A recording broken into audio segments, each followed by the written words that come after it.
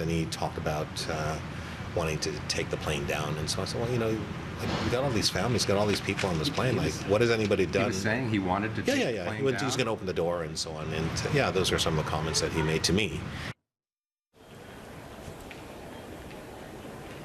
Well, that familiar face from right here in Toronto helped restrain a man on board an Air Canada flight who allegedly became aggressive and was threatening the lives of passengers and staff. Well, tonight, the harrowing accounts from witnesses and what we've learned about the Ontario man who was taken away in handcuffs.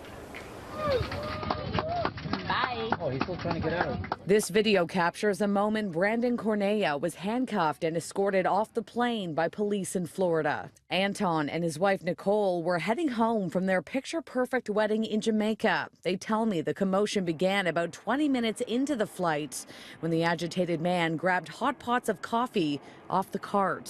So I was scared for the people around him, like the flight attendants, because they were holding him back, and he could have easily hit her with a coffee pot across the face. At one point, I sat with him just to try to understand what was going on, try to calm him down. City Councillor Michael Thompson was also on that flight, heading home from vacation with his mother. He tells us things continued to escalate as the man threatened to take down the plane and attempted to open the emergency exit mid-flight. We basically had the plastic ties. I put those on his feet, and someone else put the wrist ones on, and one was too tight and I had to cut it off, and then we used tape to tape his hands together. And then we also had, they provided us with a long belt, seat belt like, with a buckle, and then we were able to get him to sit in, put him in the seat, and he was restrained with both his wrists together and his feet. Flight 1805 made an emergency landing in Orlando. This is where Cornea was handcuffed and taken off the plane. We have learned that he's a father of 5 from the Kingston, Ontario area, and his wife Amanda is stunned by these allegations. I was shocked when I was told that he was taken off the plane and arrested. Like, my husband's the kindest, most loving guy you could ever possibly have a chance to meet.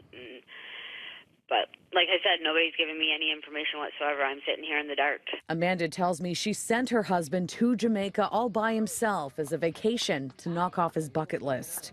That's not my husband. My husband isn't like that.